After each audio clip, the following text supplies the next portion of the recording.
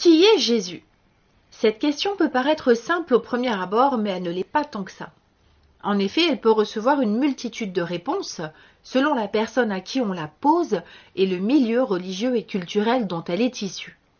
Pour gagner du temps, je vous propose d'interroger le principal intéressé. Comment ça?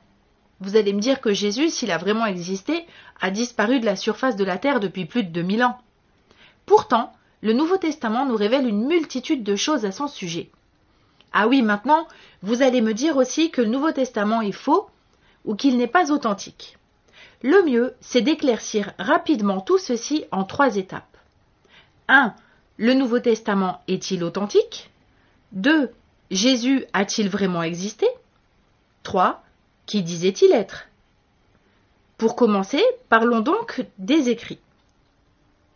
Les détracteurs du Nouveau Testament prétendent que ce livre a été écrit plusieurs siècles après les faits, lorsque tous les témoins étaient morts. Ils déclarent que les écrits que nous avons aujourd'hui ne sont que des copies de copies. Voyons les faits. Premièrement, sachons que les récits d'Aristote, Jules César et d'autres auteurs de l'Antiquité contiennent une multitude de citations du Nouveau Testament. Ces œuvres, reconnues comme authentiques, sont pourtant moins bien attestées que le Nouveau Testament. En effet, selon les écrits, à peine quelques dizaines de copies ont été retrouvées et elles datent d'une époque bien plus éloignée de leur date d'écriture originale. A contrario, pour le Nouveau Testament, nous avons retrouvé plus de 24 000 copies. Ces milliers de copies ont été retrouvées aux 4 coins de l'Empire romain.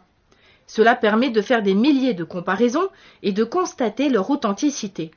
Toute malfaçon serait donc immédiatement démasquée. Ce fait est un rempart infranchissable contre toute falsification. Un faussaire éventuel aurait dû avoir accès à toutes les copies et toutes les changer.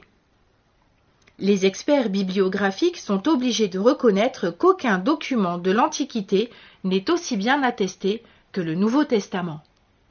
Je vous invite à visionner cette courte vidéo qui apparaît en haut à droite de l'écran pour plus de détails.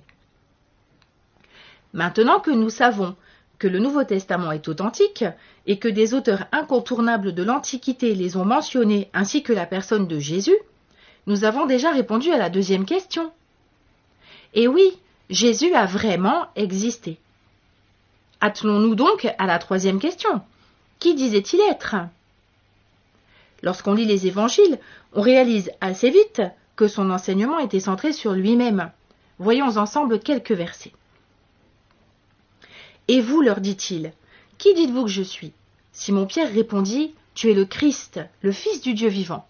Jésus, reprenant la parole, lui dit, tu es heureux, Simon, fils de Jonas, car ce ne sont pas la chair et le sang qui t'ont révélé cela, mais c'est mon Père qui est dans les cieux.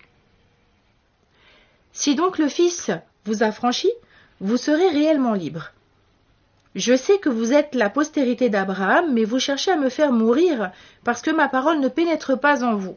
Je dis ce que j'ai vu chez mon Père, et vous, vous faites ce que vous avez entendu de la part de votre Père.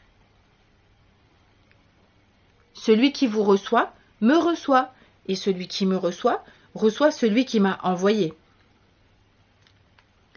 Mes brebis entendent ma voix. Je les connais, et elles me suivent. Mon Père qui me les a donnés est plus grand que tous. Et personne ne peut les ravir de la main de mon Père. Moi et le Père, nous sommes un.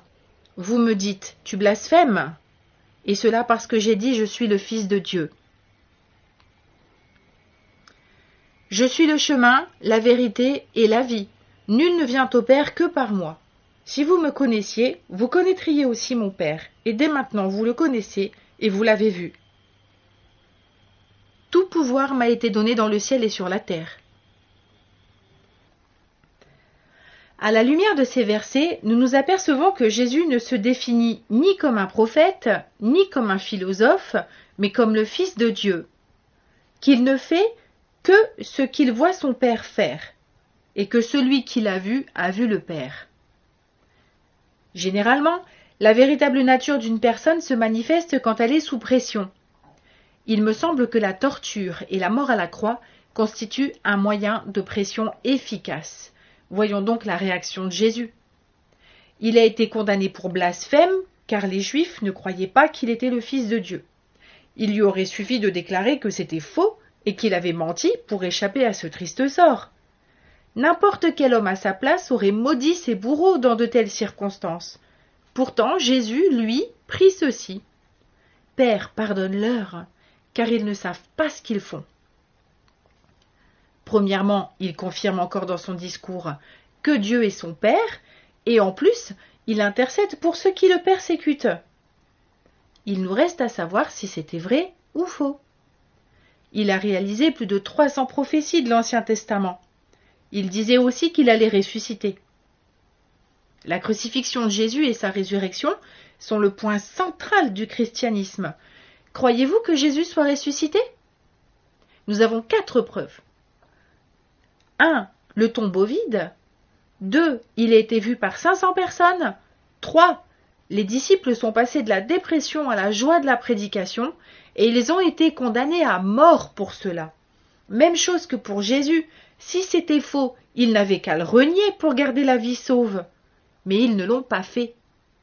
4. 2,5 milliards de chrétiens persistent encore à témoigner aujourd'hui de leur rencontre avec Jésus ressuscité. Cette rencontre avec lui nous apporte ce que nous avons inconsciemment recherché toute notre vie. Il vient combler ce vide en nous que jamais rien n'a pu remplir.